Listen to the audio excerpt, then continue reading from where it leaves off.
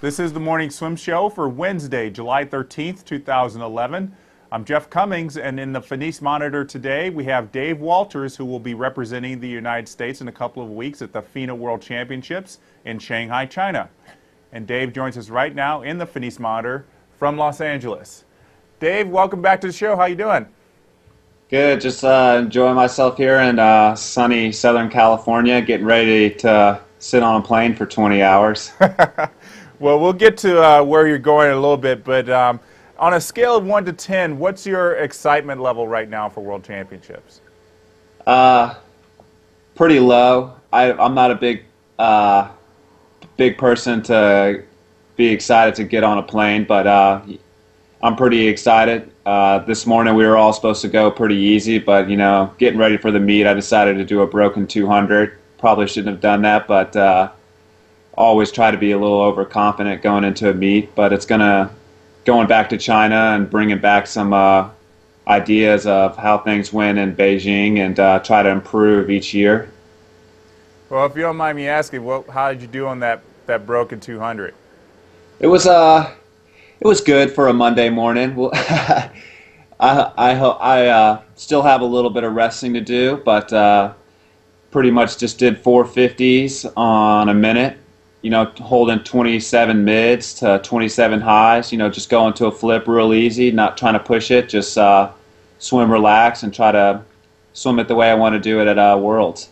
Well, that's not bad. 148. I'd take that any day. So you're swimming the 400 free relay and the 800 free relay at Worlds. On paper, how do you think the United States looks in these events?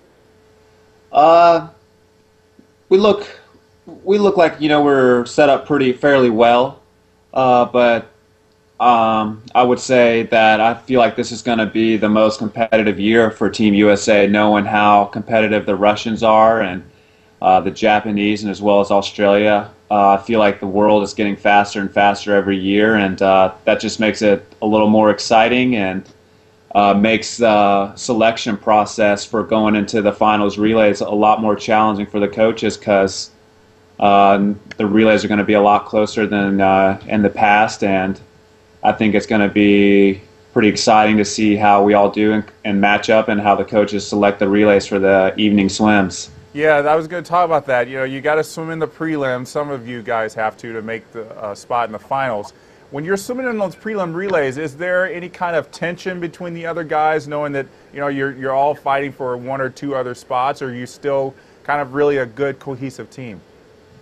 There's a bit of tension. We all know we're fighting for two spots, and it's kind of like that 8 o'clock finals race, but it's actually going off in the middle of the day, and we're usually racing each other, and it's just safe starts and full blast off each wall. But it's pretty loose. We all want each other to do good. We want to make sure that everyone has a good race, so no one had a year of training go to waste. So everybody wants everyone to do good, but at the same time, everybody wants that spot real bad. And even though it kind of makes the nerves a little tight around the group, I think it helps improves everyone's performance by having that. So it's a good and bad thing. I personally enjoy having the competition, and probably one of my biggest competitors from one of my best friends and teammates and roommates, Ricky Barons. And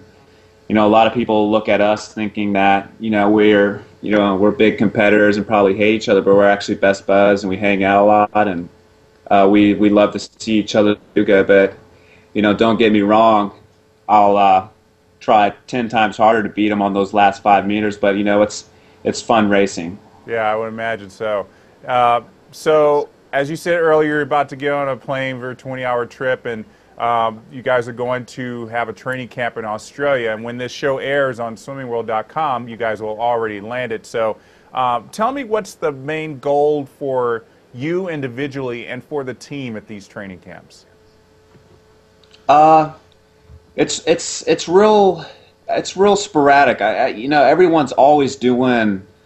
I feel like every swimmer has got a different workout going on. We're warming up together, but everyone's got their own game plan. A lot of people like to do a lot of different stuff. I know a lot of people like to join up with John Urbanchak and Bob Bowman and pretty much do what I feel like would be a Christmas training set. But everyone's on a different page, trying to do different part of their taper. So it's a little different, but basically everybody, I feel like the biggest goal for everybody is to try to come together and prepare each other for what's to come ahead, in case learn to go with stress and be supportive of everybody. And everyone changes every year, and people are doing different events. And I feel like the most important thing these next couple of days is for everybody to unite as a team. So, do you know who your roommate's going to be at the training camp? If I had to imagine, it'd probably be Ricky or Eric Chanteau. Do you ever get any kind of input? I know when I was on the national team, I never got I was never asked who my roommate was, and I never had any issue with it. But do you get to, fill out a form and say, these are the people I'd like to room with? Yeah. I usually put Ricky's name down there, or Ricky or Chanteau, or just, someone I train with every day, or someone, because pretty much you want to be with somebody that swims the same events as you, or trains with the same coach, so you're going to the same practices. Some people do doubles. I'll do a double every now and then, but I wouldn't probably want to pick a miler as a roommate who's waking up every morning to go do his 5,000 meters a day before the meet. So you try to do room with somebody who's on the same event schedule and does the same training regimen.